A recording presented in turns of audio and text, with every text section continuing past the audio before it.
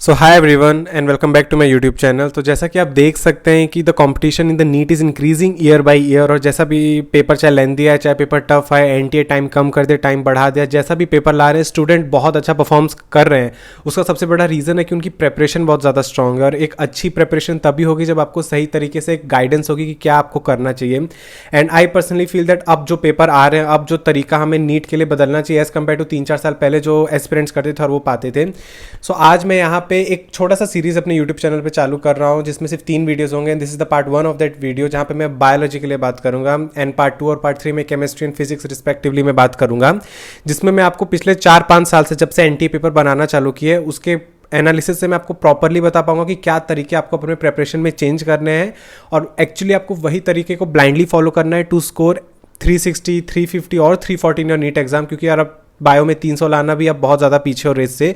So for that reason let's start with the video. I am Om Mishra, currently pursuing my MBBS from GMC Vadodara under the MS University, and I have cleared my NEET 21 with an overall score of 639 marks. So in this part 1 of this video, I'll be categorizing and guiding you about the biology on the basis of the 4 criteria. First of all, number of questions which are asked from NCERT, number of PYQs which are being repeated, the type of the question that NT is changing from year to year, and the last category, the length of the paper which is also changing from year to year. तो सबसे पहले आ जाते हैं number of question which are asked from NCERT. तो अगर मैं 2019 की बात करूँ which was the first year जब एनटीए पेपर बनाना चालू किया था, तो उसमें 5 क्वेश्चन थे 90 में से जो आउट ऑफ एनसीईआरटी आए थे and they were actually fact based NCERT के बाहर, जो कोई भी क्लेम कर सकता है कि सिर्फ 85 क्वेश्चन ही एनसीईआरटी से। वो 5 बहुत कम लोगों से बन पाए जिन्होंने बहुत डिटेल में भी अपने कोचिंग की मॉड्यूल से रेफरेंस बुक पढ़ी थी। 2020 में सिर्फ एक क्वेश्चन आउट ऑफ एनसीईआरटी था, वो भी इनडायरेक्ट वे में था। अगर किसी बंदे ने sexual reproduction in flowering plant जो आपका क्लास 12 का सेकंड चैप्टर वो बहुत अच्छे से पढ़ा होगा, तो जो एक क्वेश्चन आउट ऑफ एनसीईआरटी आया था वो भी वो टैकल कर लिया होगा। एंड ऑनेस्टली वो जो बाहर से क्वेश्चन इनडायरेक्टली आया था वो एम्स 2011 का प्रीवियस ईयर क्वेश्चन भी था। तो मेक श्योर कि आप एम्स के भी पुराने साल के क्वेश्चन सॉल्व करो, क्योंकि मे बी 1-2 जो टफ क्वेश्चन आते हैं वो एम्स के प्रीवियस ईयर क्वेश्चन से आ सकते हैं। रही बात 2021 की, तो जितने भी नॉन ऑप्शनल क्वेश्चन थे 100% एनसीईआरटी थे। और of course first time NTA ने ये चीज लागू किया था कि आपको 15 में से 10 क्वेश्चन अटेम्प्ट करने which are like optional question आ गए थे। तो ऑप्शनल सेक्शन में आउट ऑफ एनसीईआरटी क्वेश्चन थे, लेकिन जो नॉन ऑप्शनल थे जो कंपलसरी थे वो कंप्लीटली एनसीईआरटी बेस्ड थे। एंड बाकी जो ऑप्शनल में भी सिर्फ 2-3 question he out of NCERT थे, ताकि स्टूडेंट आराम से 10 क्वेश्चन जो एनसीईआरटी के हैं वो अच्छे से सॉल्व कर सके। एंड अगर मैं 2022 की बात करूं तो अगेन ऑप्शनल वाला पेपर इस साल भी था, लेकिन इस साल एनसीईआरटी के बाहर और थोड़े कम क्वेश्चन आए थे। मेन पेपर टफ था बिकॉज ऑफ एनसीईआरटी से वो लोग ने स्टेटमेंट बेस्ड क्वेश्चन बढ़ा दिया था। वो हमारे नेक्स्ट क्राइटेरिया उस पर आराम से डिस्कस करेंगे। तो अगर हम फर्स्ट क्राइटेरिया देखें एनसीईआरटी से कितना पेपर आ रहा है, 2023 का 100% पेपर एनसीईआरटी से आएगा, या मे बी 1-2 क्वेश्चन अगर ऑप्शनल वाला सिस्टम रहा तो ऑप्शनल में आएगा।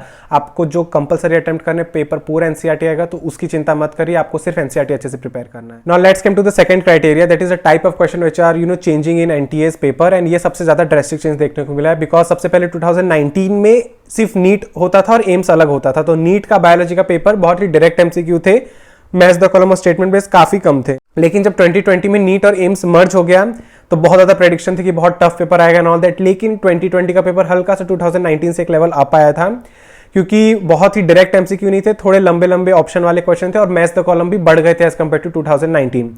2021 में मैच द कॉलम बहुत ज्यादा बढ़ गए थे और स्टेटमेंट बेस्ड क्वेश्चन भी धीरे से बढ़ गए थे एज कंपेयर टू 2020। लेकिन match the column again easy थे। मैं कह रहा था 2021 का भी पेपर इजी था, 1-2 ऑप्शन में भी अगर आप कंफर्म हो तो मैच द कॉलम आप आराम से सॉल्व कर सकते थे। And if I talk about 2022 तो बहुत ज्यादा स्टेटमेंट बेस्ड क्वेश्चन बढ़ गए।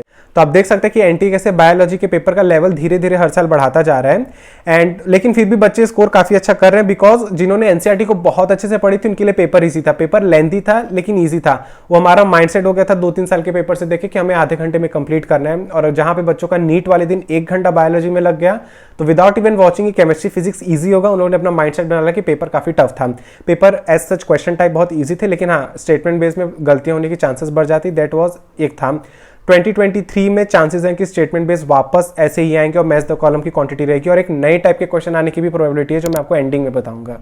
To make your preparation and to revision एक स्टेप और आगे, so I am here with the memory tab. Already इस ऐप के मैंने कितने अच्छे अच्छे फीचर्स अपने पुराने वीडियो में भी एक्सप्लेन कर दिए, बट अब इस ऐप में बहुत अपग्रेडेड फीचर आ गए हैं आपकी एनसीईआरटी को और अच्छे से रिटेन और मेमोराइज करने के लिए। First of all for me it is the best app for the revision, क्योंकि रिविजन करते हो अगर आप इस ऐप का बेस्ट यूज़ कर रहे हो तो आपको एक्चुअली बहुत ज़्यादा फायदा होने वाला है। First of all they have frame 30,000 plus question from NCERT each line, that means इन्होंने एनसीईआरटी को पूरी स्क्वीज कर दिया and these questions are frame by all the MBBS student who have got a nice all India rank and also the all the expert teachers which are working under the मेमोनेट app. Next thing is assertion relation type of the question जो maximum 2022 में आया था और आप लोग पूछ रहे थे कि कहाँ पे ऐसा क्वेश्चन हमें मिले जहाँ पे हम प्रैक्टिस कर सके, तो आंसर है मेमोनेट app. You can just go and you can solve maximum assertion relation and statement based question. और इन्होंने specifically for physical chemistry and organic name reactions के लिए इन्होंने 3 अलग टाइप की टेक्निक यूज़ की है। फर्स्ट ऑफ ऑल वो है फ्लैश कार्ड्स वाले क्वेश्चन जिससे आप फिजिकल केमिस्ट्री के सारे फॉर्मूला और ऑर्गेनिक नेम रिएक्शन याद कर सकते हैं। दूसरा इन्होंने जंबल वर्ड्स वाला प्रिपेयर किया जिससे आप याद कर सकते हैं। और तीसरा है मैच द कॉलम। तो ये 3 तरीकों से आपका फिजिकल केमिस्ट्री और ऑर्गेनिक नेम रिएक्शन पे टारगेट कर रहे हैं। अगर मैं बात करूँ फिजिक्स की, तो फिजिक्स में जिन स्टूडेंट का फिजिक्स वीक है you should must use this app because इन्होंने सिर्फ इंपॉर्टेंट टॉपिक को बहुत अच्छे से प्रीवियस ईयर एनालिसिस के बाद वीडियोज़ बनाए हैं और उन वीडियोस में हर एक सेकंड आपको क्वेश्चन सॉल्व कराया जाएगा ताकि आप वो तुरंत रिटेन भी रख सको for a longer duration of the time. मेमोनेट contains 30 years plus PYQ question and इन्होंने एक पीवाईक्यू पे ऐसे 2 सिमिलर टाइप के क्वेश्चन और बना दिए ताकि आप सेम पीवाईक्यू को 3 जगह से सॉल्व करो तो आपको ज़्यादा अच्छे से समझ पाए कि एक्चुअली में ये टाइप अगर अब अगली बार आए तो मैं अच्छे से सॉल्व कर पाऊंगा। So for the smarter, for the efficient और अपनी बोरिंग प्रिपरेशन जो आप कभी कभी कुछ एफिशिएंट कर नहीं रहे होते तो you must try all this app. आपके प्रिपरेशन का ही पार्ट है। नए नए टाइप के क्वेश्चन सॉल्व करो, नई नई चीज़ें तरीके से करोगे तो आपको बहुत ज़्यादा अच्छे से याद रहेगा। You can download this app, मैं लिंक डिस्क्रिप्शन में भी दे दिया हूँ, पिन कमेंट में भी दे दिया हूँ। और भी बहुत ज़्यादा यूनिक फीचर इस ऐप के, अगर आपको उनको अनलॉक करना है तो you have to pay the amount, लेकिन बाकी चीज़ों के लिए आप फ्री है ये app. So this is my coupon code, if you want to unlock other features you will get a discount of ₹300। तो जाइए ये अमेजिंग और इंटरेस्टिंग ऐप डाउनलोड करिए। Do let me know the review of this app. Let's come to the third criteria, the lengthiness of the paper specifically for biology. तो 2019 में मैंने आपको बताया कि क्वेश्चन पेपर डायरेक्ट एमसीक्यू थे तो ऑफकोर्स 30 मिनट्स में लोगों का कंप्लीट हो जाता था। 2020 में भी पेपर बहुत बायोलॉजी का ईजी आया था।